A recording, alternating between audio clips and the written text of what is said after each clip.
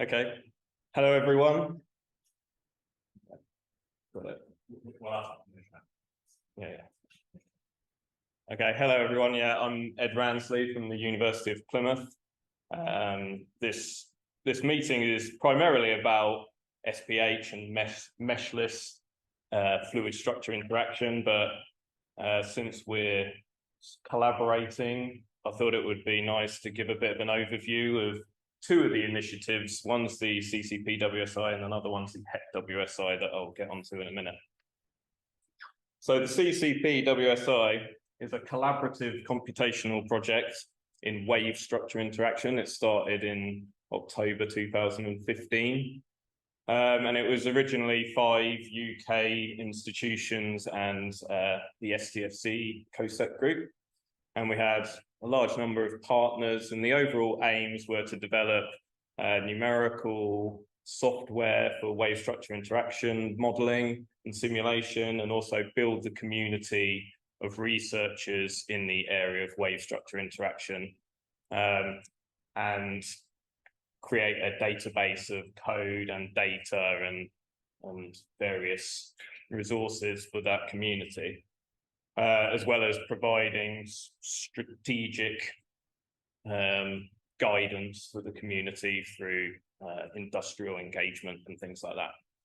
So we established the code repository, which is like a community Git repository where we hope to gather together the community's code developments into one place and make them accessible and available to the whole community. And then also the data repository is a repository of data that we hope we make publicly available for people to do benchmarking test cases, with physical data and other numerical benchmarks. The CCP-WSI is primarily a networking type project, apart from the COSEC support, which is software. So we have a lot of networking activities, including training events and how to use the code repository, training events and how to code well, best practice, and conference type things similar to this, with code developers demonstrating their developments and also hackathons where developers of code can get together and work together on a problem. We also have focus group workshops, which is an industry engagement event where we try to get information from industry on what the strategic software developments required for wave structure interaction are. And we also do a lot of blind testing and comparative studies of codes with a fixed test case and compare the results from different codes. A blind test case is one where you don't have access to the data in advance of your submitting your simulation results.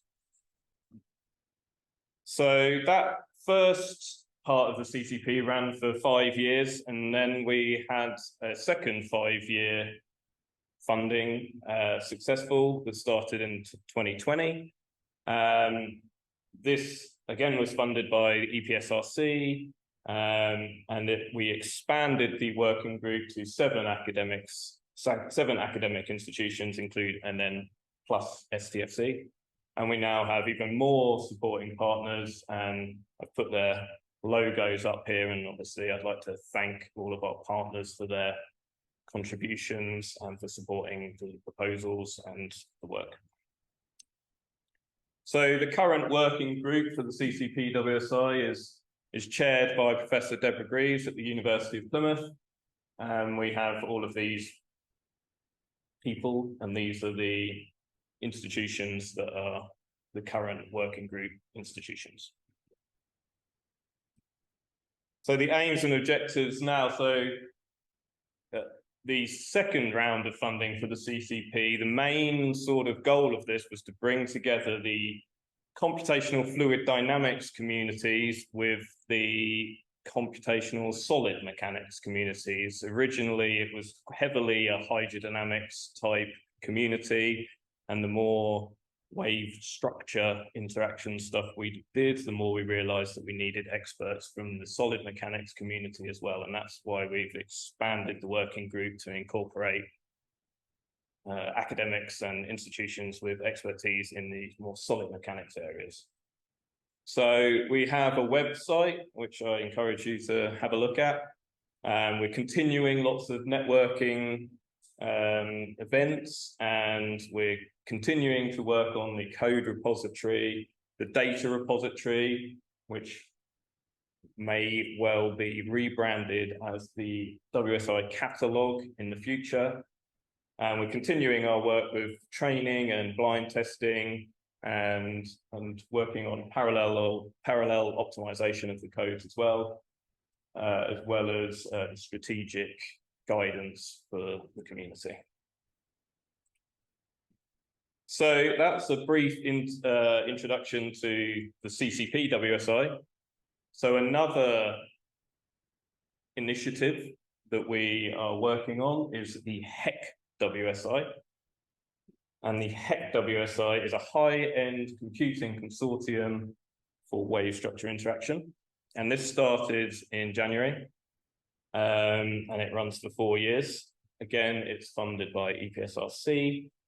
And the motivation for this is that the WSI community is a sort of a new and emerging community in terms of high-performance computing, but with a rapidly increasing need for large amounts of computing power, as you can imagine from computational fluid dynamics and solid mechanics as compute-heavy problems. So this project has similar aims, building a network of people to facilitate research on these high-performance computing systems, provide leadership and strategy for the WSI community, and help to improve community code developments in terms of their parallel performance and things like that. So this project also has a lot of partners, of which I'd like to thank again for their support for the proposal and throughout the project. And the management group for the HEC-WSI is effectively the same as the CCP-WSI. So it's chaired by Professor Deborah Greaves, again at the University of Plymouth, and the academics at these institutions are part of the management group. So the HEC-WSI has a website as well. And we have a mailing list, and it's, I'll mention that at the end, but it's a combined mailing list for both initiatives, so you don't have to sign up to 2 different ones. And HEC-WSI is running a number of events, like we've just recently had the annual workshop, and the recording of this and the slides will be put on our website at some point, so if you've missed it, you can catch up on that. And we will be running training events, and we have support from the COSEC team who are there to assist the community in using high-performance computing. And we have these 4 work packages. So we have work package 1 is primarily led by COSEC and Stephen Longshaw and his team. And that's porting and optimizing and code development for WSI software on high-performance computing. And then we also have work package 2, where we're developing a scientific use case.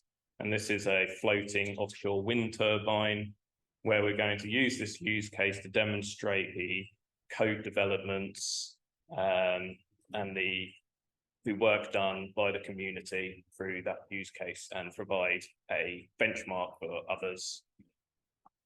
Then a key part of this is the HPC access management. The working group's responsible for the access, and so the HEC-WSI has been given a large amount of resource on Archer 2, the National Supercomputing Service. The HEC-WSI manages that resource for the WSI community. So just a little bit on the access. We have 3 access modes, as well as a dedicated access mode for early career researchers.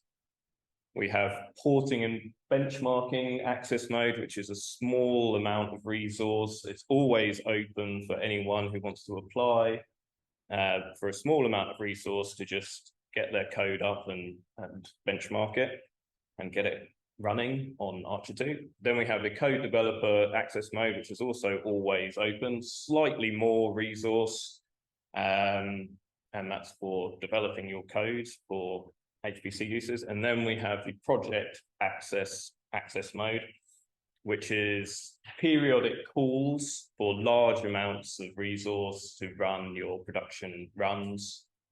And the latest call is now open with a deadline of the 15th of December.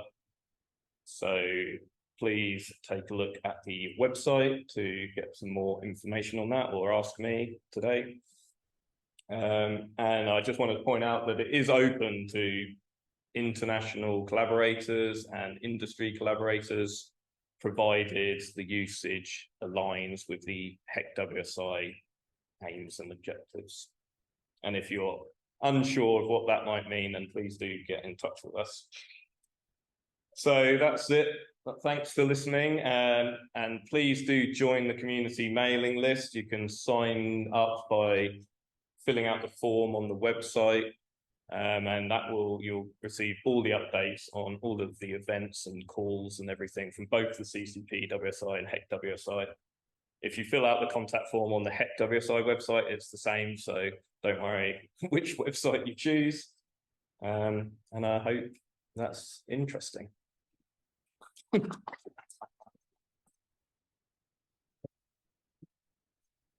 you. Are you for questions? Yeah, questions, yeah. Questions.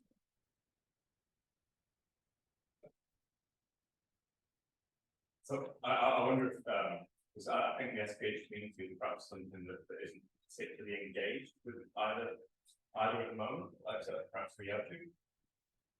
Yeah. I wonder if we can kind of highlight what was. I need to literally just been through the description of what the heck is, but you know, this potentially can offer big access to Archer 2. Yeah. So if you've got problems, codes that can scale on a system like Archer 2, or perhaps you don't have codes that can scale on Archer 2 at the moment and you like to. This can offer access in a really quite easy way, because the SPH and ways of interaction. Yeah. Yeah. I mean, it's a good point. So what sort of provision would the HEC have for supporting you porting your codes to? Yeah, so it's a good question, and yeah, and Stephen's right. Part of the reason for combining with the SPH is that the SPH community is not that well represented so far in the CCP and the WSI community, and we know we're doing complementary work, so we make an effort to try and get, because this is all about community, these 2 projects, and we're providing resource in both computer resource on Archer 2, which is a CPU-based computer, so that's been a bit of an issue in the past. There are no GPUs presently. We hope the HEC-WSI will continue for a long time, and there will eventually be GPUs available through things like Archer 2.1, 2.3. That is speculation, by the way. Yeah. But as well as resource, we have Stephen and his team are a dedicated human resource of experts to help with getting help with coding, help with all manner of assistance with developing your codes, running your codes more efficiently. We provide training. Archer 2 itself, once you are part of the HEC project and you're playing around with Archer 2 itself provides large amounts of resource and training as well. So I wouldn't be worried about a lack of information on how to get going. There's a lot of help, and we have dedicated resource to help with this. And as part of the community, we will run events where you can chat with other people that are having similar problems or doing similar work. And so, yeah, it is a huge amount of resource, not just compute resource, but experts' time to assist. So what would be the best way to start the engagement process then? Would it be calls from your side, or would... So if you sign up to the mailing list, you'll get all of the information about our events. So there'll be an opportunity to come to the annual workshop, for example, or this type of event. Then you'll also receive notifications for various calls. So there's a call out at the moment, and I'll send reminders for people to get access. The website, if you go on the website, I mean, I could probably, do I have the internet? Yeah. Is it this? Yeah. Mm.